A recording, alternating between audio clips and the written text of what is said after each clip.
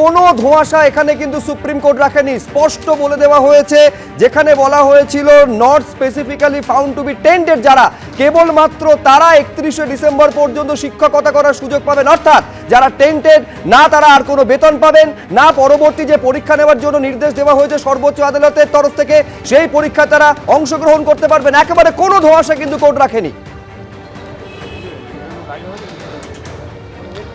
দেখো, একেবারেই তোমার মনে থাকবে যে কলকাতা হাইকোর্ট বা সুপ্রিম কোর্ট তারা যখন নির্দিষ্টভাবে এই মামলার ক্ষেত্রে নির্দেশ দিয়েছিল, তারা কিন্তু সেই সময় 3টে ক্যাটাগরিকে বা 3টে বিভাগকে নির্দিষ্ট করে চিহ্নিত করেছিল যে কারা কারা একেবারে সুনিশ্চিতভাবে নিশ্চিত হওয়া বা শনাক্ত হওয়া যারা অযোগ্য প্রার্থী, এবং সেটা কারা সেটা বলে দেওয়া হয়েছিল যে যারা র্যাঙ্ক জাম্প করে যারা চাকরি পেয়েছেন তারা হলেন এই অযোগ্য প্রার্থীরা।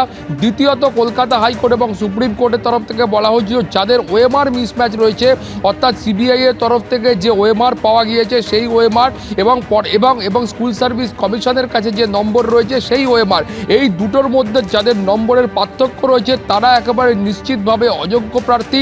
এর পাশাপাশি বলা হয়েছিল যারা প্যানেলের মেয়াদ উত্তীর্ণ হওয়ার পরে যারা চাকরি পেয়েছেন তারাও কিন্তু নিশ্চিতভাবে অযোগ্য প্রার্থী। ফলে সুপ্রিম কোর্ট এবং কলকাতা হাইকোর্টে নিশ্চিতভাবে এই 3টে ক্যাটাগরিকে ভাগ করে দেওয়া হয়েছিল যে কারা নিশ্চিতভাবে অযোগ্য প্রার্থী। এবং তার প্রেক্ষিতে আমরা দেখলাম যে আজকে সুপ্রিম কোর্টে যে মামলা হলো সেই মামলাটা কিন্তু করেছিলেন যাদের ওএমআর মিসম্যাচ রয়েছে, অর্থাৎ স্কুল সার্ভিস কমিশনের কাছে যে ওএমআরের যে নম্বর ছিল এবং সিবিআই এর তরফ থেকে গাজিয়াবাদ থেকে যে হার্ড ডিস্ক উদ্ধার করা হয়েছিল সেই হার্ড ডিস্কের মধ্যে যে ওএমআর ছিল বা যে নাম্বার ছিল সেই নাম্বারের মধ্যে পার্থক্য রয়েছে। এরা ছিলেন সেই প্রার্থী যারা সুপ্রিম কোর্টে আজকে মামলা করেছিলেন। তোমার মনে থাকবে এর আগে যারা র্যাঙ্ক জাম্প করে চাকরি পেয়েছিলেন সেই চাকরি প্রার্থীদের একাংশ তারা সুপ্রিম কোর্টের দ্বারস্থ হয়েছিলেন এবং সেই প্রার্থীদের মামলাও কিন্তু একইভাবে সুপ্রিম কোর্টের তরফ থেকে খারিজ করা হয়েছিল। এবং আজকেও আমরা দেখলাম যে এই যে মামলা আজকে করা হয়েছিল যারা ওএমআর মিসম্যাচ করেছেন তাদের পক্ষ থেকে, সেই মামলাও কিন্তু